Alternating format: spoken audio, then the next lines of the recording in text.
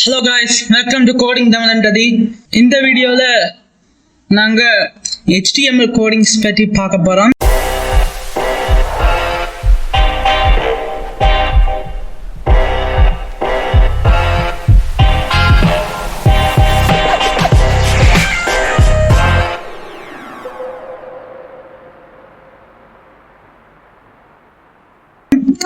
HTML பத்தி ஒரு சின்ன இன்ட்ரோ சொல்றேன்.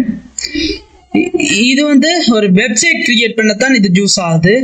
அதோட நாங்க இது யூஸ் பண்றதுக்கு அந்த ஜாவாக்கு யூஸ் பண்ணுவோம். அந்த இன்டெலிஜென்ட் ஐடியா அந்த கம்பைலர்ஸ் மாதிரி ஒன்றுமே தேவையில்லை. எங்களுக்கு ஒரு சின்ன நோட் பேட் ஒன்று இருந்தாலே நாங்க HTML பெஸ்டா பண்ணலாம்.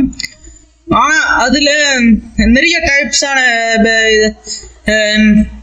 நோட் பேட்ஸ் இருக்கு. எக்ஸாம்பிள் நோட் பேட் இருக்கு, வேர்ட் பேட் இருக்கு, லீஃப் பேட் இருக்கு, லினக்ஸ்டா லீஃப் பேட் இருக்கும். ஆனா நான் ரெக்கமெண்ட் பண்றது என்னன்னா சப்ளைம். அது ரொம்ப நல்ல ஒரு அந்த கோடிங்ஸுக்கு ஏற்ற ஒரு நோட் பேட் அது சப்ளைம் தான். ஸோ அதை நீங்க இன்ஸ்டால் பண்ணலாம். அவ்வளவு பெரிய எம்பி ஒன்றும் இல்லை, ஜஸ்ட் 11 MB 15 MB தான் வரும். ஸோ நாங்கள் அதை எப்படி இன்ஸ்டால் பண்றதுன்னு பார்க்கலாம். அதுக்கு முதல் வாங்க வீடியோக்குள்ள போகலாம்.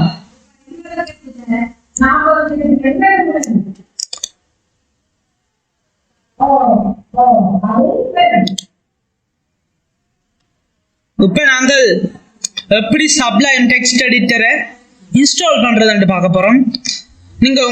நீங்க எந்த ப்ரௌசர் வச்சிருந்தாலும் சரி அதை ஓபன் பண்ணுங்க. அதுல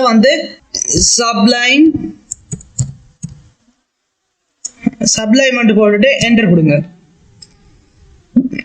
என்டர் கொடுத்த மட்டும் எங்களுக்கு முதலாவது லிங்க் வரும்.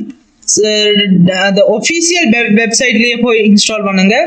அதான் நல்ல ஒஃபிஷியல் வெப்சைட்ல தான் போடணும். இப்போ வேற ஏதாவது வெப்சைட்ல நீங்க போய் இந்த எடிட்டரை இன்ஸ்டால் பண்ணீங்கன்னா உங்களோட கம்ப்யூட்டர்ஸ் ஹேக் ஆகும்.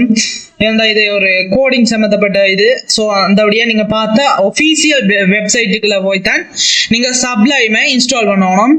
நான் இந்த முதலாவது வெப்சைட் ஓபன் பண்றேன்.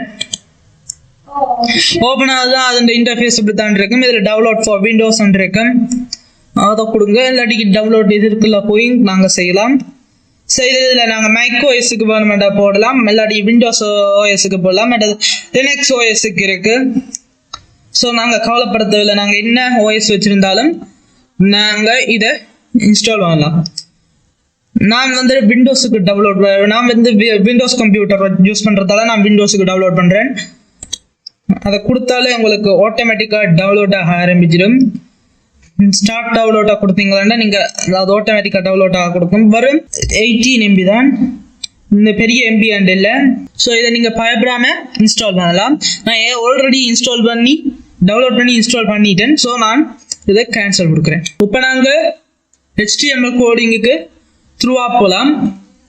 HTML கோடிங்குக்கு நீங்க பாவிக்கிற ஒரு வெப்சைட்டும் சப்ளைம் எடிட்டரும் இருந்தாலே ஓகே. நான் அதுக்கு முதல் நாங்க கட்டாயம் செய்ய வேண்டியது ஒரு ஃபைல் ஒன்று கிரியேட் பண்ணணும். ஏன்னா நாங்க இதையும் ஒழுங்கா செய்து அது நீட்டான ஒர்க்கா இருக்கும். ஸோ அதனால நான் டாக்குமெண்ட்ஸ் ஃபோல்டருக்குள்ள போய் நியூ ஃபோல்டர் ஒன்று கிரியேட் பண்றேன். கிரியேட் பண்ணிட்டு அதுக்கு நான் ப்ராஜெக்ட்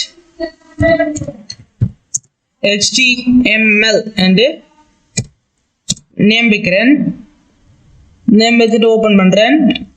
இதுக்குள்ள நாங்கள் என்ன கொடுக்கணும்னா அதே மாதிரி நியூ நாங்க முதல் ஃபைல் ஃபோல்டர் ஓபன் பண்ணி நாங்கள் இதுல நாங்க ஒரு டெக்ஸ்ட் டாக்குமெண்ட் ஒன்று ஓபன் ஆகலாம். டெக்ஸ்ட் டாக்குமெண்ட் ஒன்று ஓபன் பண்ணிட்டோம்னா அதுல நாங்கள் இதுல நேம் வைக்கிறது ஒரு இம்பார்ட்டன்ட் டாபிக்.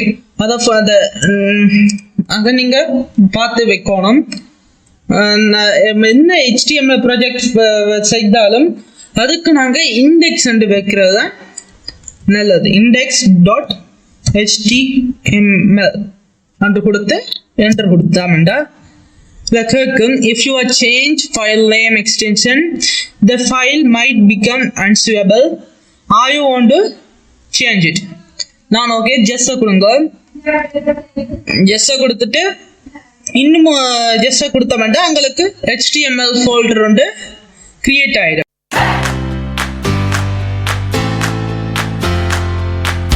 நாங்க ப்ராஜெக்டுக்குள்ள index.html HTML என்ற ஒரு ஃபைல் ஒன்றை கிரியேட் பண்ணி வச்சிருக்கிறோம்.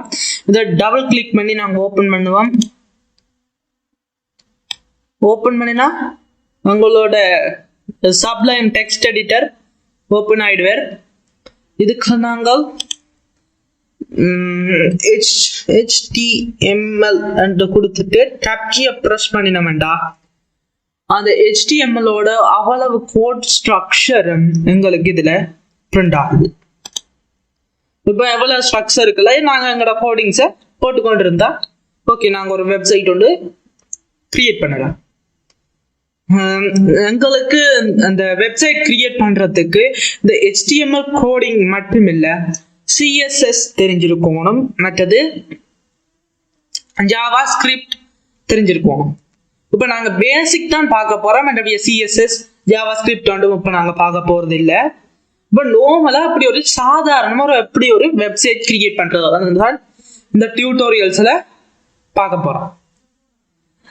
நாங்க என்ன இப்ப நாங்க HTML ஒரு வெப்சைட்டை கிரியேட் பண்றது. நாங்க வெப்சைட்டை கிரியேட் பண்றோம்டா அதுல சரிப்புல பார்த்து தான் நாங்க வெப்சைட் ஒன்றை கிரியேட் பண்ணணும். அதுக்கு எங்களுக்கு ஒரு ப்ரௌசரை நாங்க எடுத்து வச்சிருக்கோம். ப்ரௌசரும் இருக்கு. இப்ப நாங்கள் இந்த ப்ரௌசர்ல நாங்க ஏற்கனவே சர்வ் பண்ணி இருப்போம் அந்த ஒரு ஃபைல். அந்த ஃபைலை வந்து அப்படியே டிராக் அண்ட் ட்ராப் பண்ணி ப்ரௌசர்ல விட்டோம்டா ஓகே. டிராக் அண்ட் ட்ராப் பண்ணி விட்டோம்டா ஓகே. ஒரு பிளாங்க் பேஜ் வந்து ஓப்பன் ஆயிருக்கு. நீங்க பாருங்க, வெறும் பிளாங்க் பேஜ். ஏண்டா நாங்கள் இதுல ஒரு கோடிங்கும் கொடுக்கல. ஸோ நாங்க ஒரு பிளாங்க் பேஜ் வந்து ஓப்பன் ஆயிருக்கோம். இதை நான் இந்த சைட்ல வெப்சைட்ல அப்படின்னதான் நான் உங்களுக்கு தெளிவா விளங்குறதுக்காண்டி இந்த நோட் பேட ஒரு சைட்லையும் மற்றது ப்ரௌசரை ஒரு சைட்லையும் விட்டுருக்கிறேன். பார்ட் 1 நாங்க முடிச்சிட்டோம். இனி அடுத்த வீடியோக்காண்டி நீங்க வெயிட் பண்ணுங்க. அது அந்த வீடியோ சீக்கிரமாக வந்துடும். அப்படி அந்த வீடியோவை நீங்க தெரிஞ்சு கொள்றதுக்காண்டி மறக்காம சப்ஸ்கிரைப் பண்ணிட்டு பக்கத்துல இருக்கிற பெல் நோட்டிபிகேஷன் நீங்க கொடுத்தீங்களா, நாங்க இப்ப அந்த பார்ட் 2 வீடியோ போடுறோமா அது உங்களுக்கு நோட்டிபிகேஷன்ல வரும். ஸோ நீங்க அதை எடுத்து பார்க்கலாம். ஸோ தேங்க்ஸ் ஃபார் வாட்சிங்.